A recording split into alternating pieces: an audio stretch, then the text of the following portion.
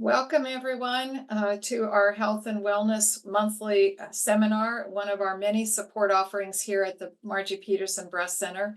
If you're watching this on YouTube and would like to watch our future recordings live or those past, we meet every Thursday at 11:30 Pacific Time. You can find our Zoom link in the description box below. I'm Dr. Rebecca Crane-Okada and will be serving as your moderator today. Usually we're accompanied by Alston Novak as co-host, but they are on vacation. So this month, we're so grateful to have Urooj Riaz, who is our nutritionist and a member of our Morrison's and outpatient nutrition department.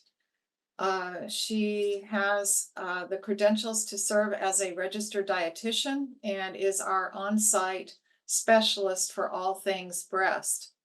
I want to acknowledge our donor support for this and many of the programs that we do at the Margie Petersen Breast Center, in particular the Joan Brierton Johnson family. Today, Urooj will be talking to us about mindful eating, a treat for mind and body. So take it away, Urooj. Thank you, Becky. Thank you for that introduction. Hi, everyone. Again, my name is Urooj Riaz, and the topic for today is, as many of you have heard this term, right? Hey, be mindful about this. Can you eat mindfully, right? Many of us have heard it. So this is the topic that we're covering and actually learning how to be more mindful. So agenda for today is we're going to learn what is mindfulness.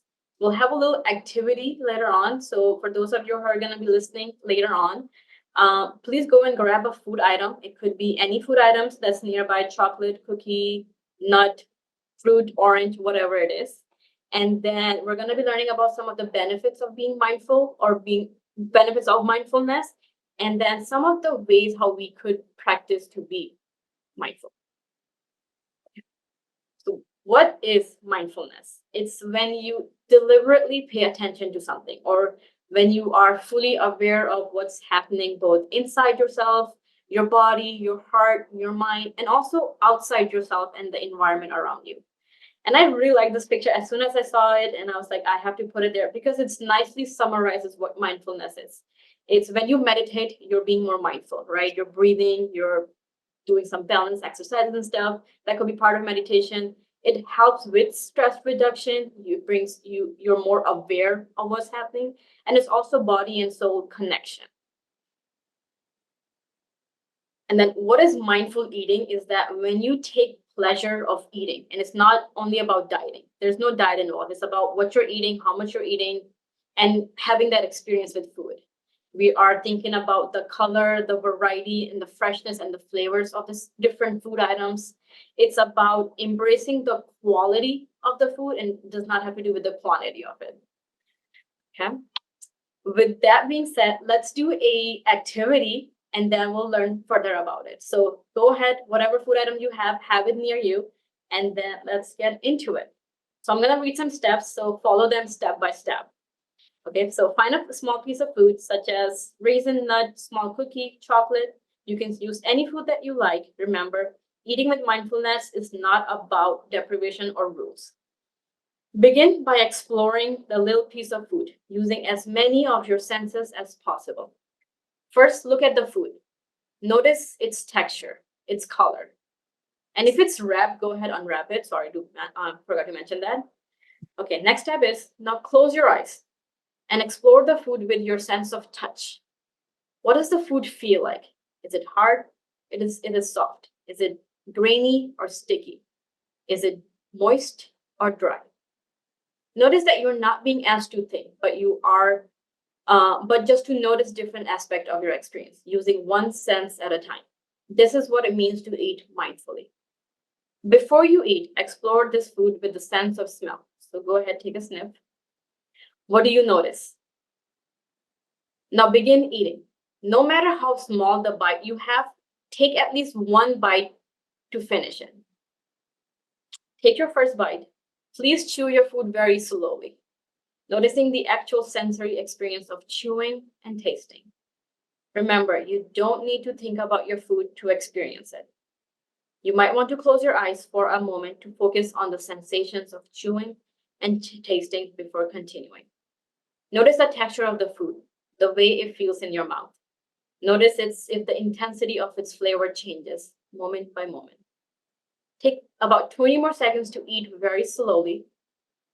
To finish the first bite, being aware of the simple sensation of chewing and tasting. It isn't always necessary to eat slowly in order to eat with mindfulness, but it is helpful at first to slow down in order to be as mindful as you can. Now, please take your second and last bite.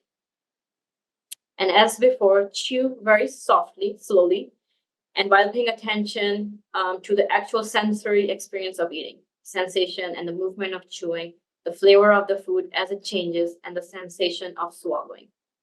Just pay attention moment by moment. All right, so that was our activity of mindful eating. Hopefully, by the end of our presentation, we can do this again, not all the time, but more often than not. Okay? You guys can continue to eat whatever food you have mindfully.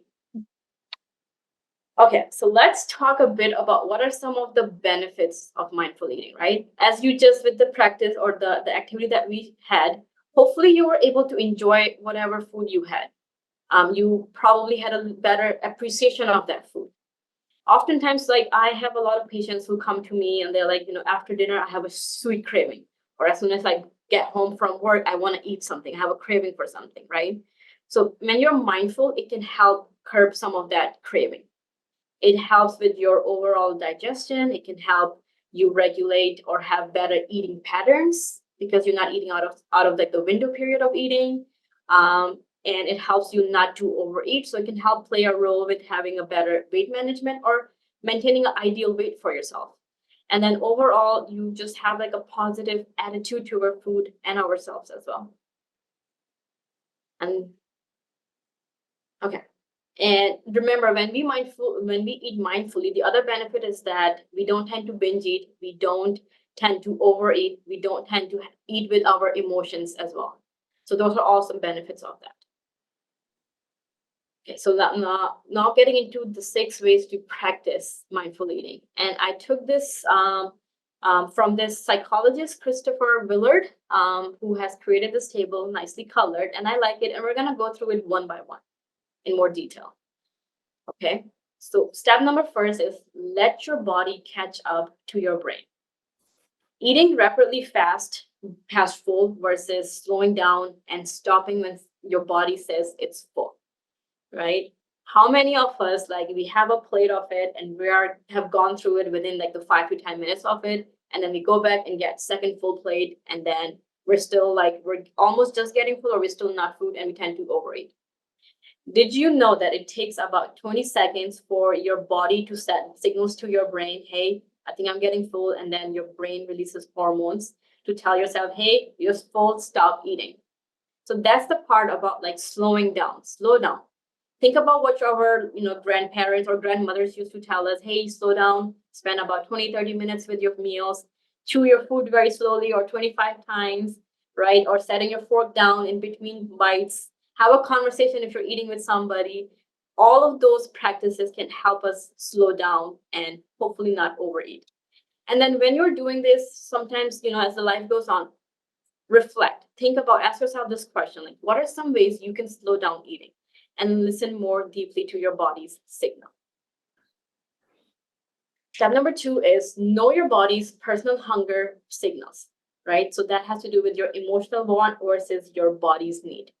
Sometimes when we eat with emotions, those are like, I'm stress eating. I eat when I'm sad, frustration, right? Something's not getting done.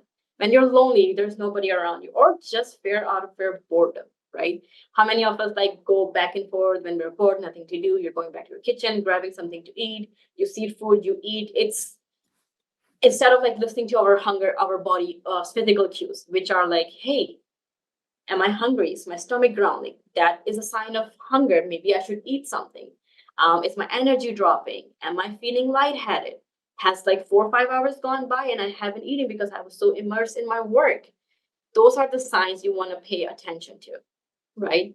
Things like boredom, stress, how you can tackle those is perhaps, doing an activity, getting that work done, talking to somebody, doing an activity, meditate or exercising to help you with those emotions. And ask yourself this question: what are your hunger signals and what are your emotional hunger triggers? Remember, the true mindful eating is actually listening deeply to your body's signal for hunger. Step number 3 is to cultivate a mindful kitchen or a mindful eating, sorry. Eating alone and at random times versus eating with others at set times and places, right? Bringing your food to the bedroom or bringing your food and sitting down in front of a TV, it's not going to help with the mindful eating. We will eat mindlessly, we'll go back and grab seconds. So have places associated with its purpose. Bedroom is for sleeping and resting. Dining room or kitchen is for eating. Having a set time, like you're coming home after work, or your spouse is also coming home, or children are coming home from school or activity. Having a company there where you all sit down between, you give yourself about an hour or so after coming home, 6:30, 7:30. This is the window where you all are going to sit down and eat. So having those set times helps you develop healthy eating habits. And I get it. It's not always going to be possible. Life is tough. But the more often you do it, more consistent you are, this is how we develop healthy eating habits. And like I mentioned, eating with others, you want to connect with others, right? Talk about people. It will help you slow down as well. The other part of cultivating a mindful kitchen is having an organized kitchen, right? Keeping nourishing foods inside, like having oranges, nuts, some fruits or something in reach. This is something that I do for myself. And it's, I believe in the theory of out of sight, out of mind, right? So for example, like keeping things in the pantry, which are like unhealthy food items, like some snacks, some chocolates or whatever, you can keep them in the pantry. What I personally do is I have microwavable popcorn at home. This is something that I love popcorn, and I purposely keep it in a top shelf. And I'm not very tall. So in order for me to get that popcorn from the top shelf, I have to put an extra effort. I have to get a chair or a stool, or I have to grab somebody. Hey, can you help me with that popcorn? So I know like this is extra work for me. I'm not gonna do it. And at the same time, it's out of sight, out of mind. But if I keep oranges and those food items in reach for me, I am more likely to gravitate towards that. And then the other thing is like think about when you're shopping for your food items, right? Do not shop when you're hungry. Eat something beforehand. We are more likely to buy unhealthy or junk food items when we're hungry because we also give into like impulse buying at that time. So all of those things that I just discussed can help you cultivate a mindful kitchen for mindful eating. Step number 4 is to understand your motivation, right? Why are we eating? Eating foods that are emotionally comforting or eating food that are nutritionally healthy. So think about the activity that we did in the beginning, right? Was that food delicious for you? And share your thoughts with me at the end of the presentation. Okay.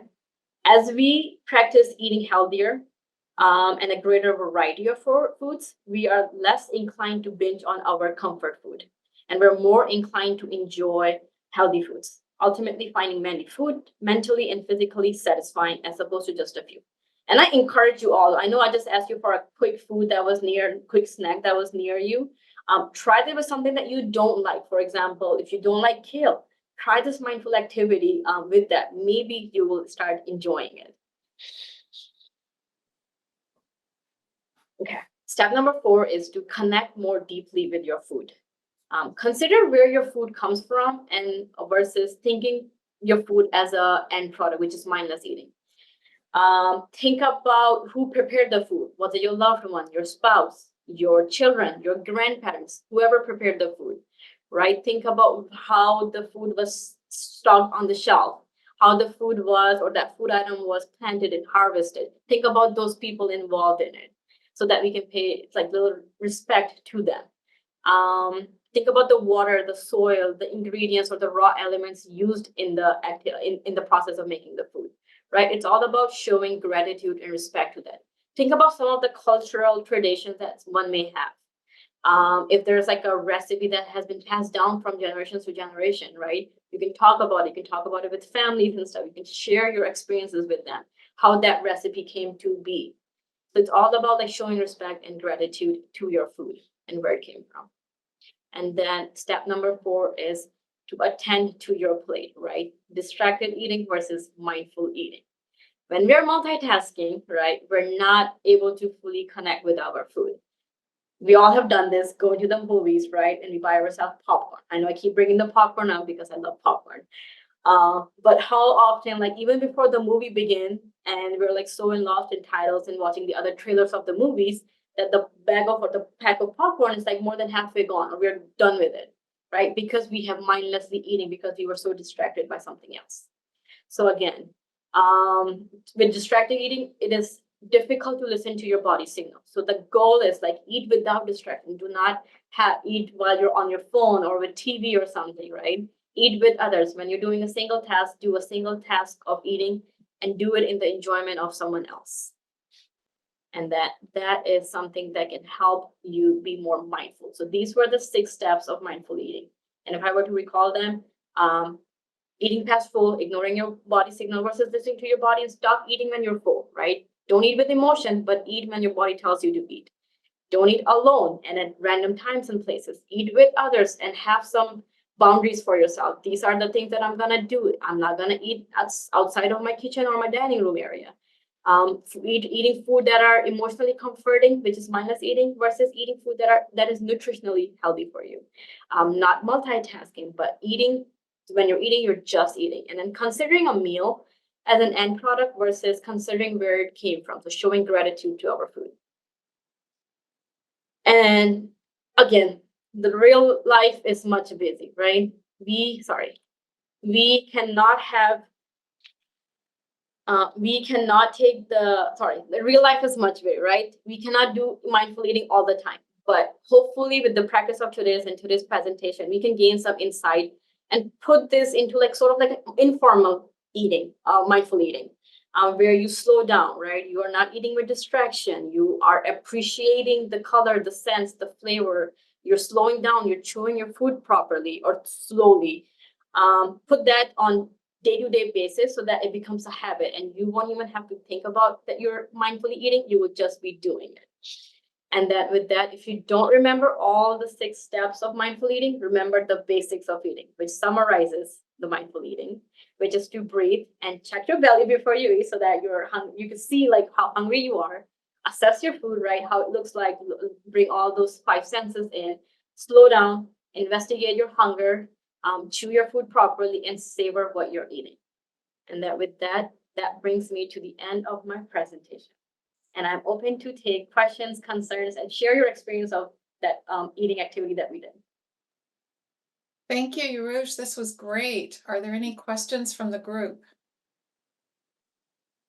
I'll ask a question if no one has any question. How many of you, like actually, even before attending the presentation, have done some type of mindful eating before? I think the number 6, check out where the food comes from, or be just, I think the other one too is check when you're hungry, or eating when our bodies tells us to eat. That I practice. Good. Yeah. I did them at a meditation retreat. We did a lot of mindful eating, like really like the exercise you did, Urooj, where you just really pay attention to all of your senses. It feels really good. And we're so checked out with our phones these days. It's like even just putting the phone down is huge. Absolutely. And Yeah. we just like keep reminding ourselves as we get busy, hey, take a step back, right? Let's put this into practice once in a while. Yeah. I was glad to see the considering where food comes from in this presentation. I think that's really an important gratitude practice too, that we need to apply in so many aspects of our lives. But when we apply it to food, it also, I think, gives us a new appreciation. So I really like that. Absolutely. Yeah, that was something that I also learned through like when I was like doing my research into mindful practice and such. I'm like, oh yeah, how we don't think about where our food is coming. We're just eating what's on our plate. So thinking back to that, how much hard work has put into getting that food to our plate. Any other questions right now? Urooj, do you want to, I'm going to end the recording then, and thank you all so much for being here, and thank you, Urooj, for being our presenter today. And if you want to see past recordings, please go to our YouTube channel, check out our website. Appointment resources are here if you wish to come and see us at the Breast Health Clinic or in our multidisciplinary breast cancer clinic. We're also on Instagram, and you can follow us on Facebook and LinkedIn. Thank you again for being here. Thank you, Urooj. Thank you. Thank you so much.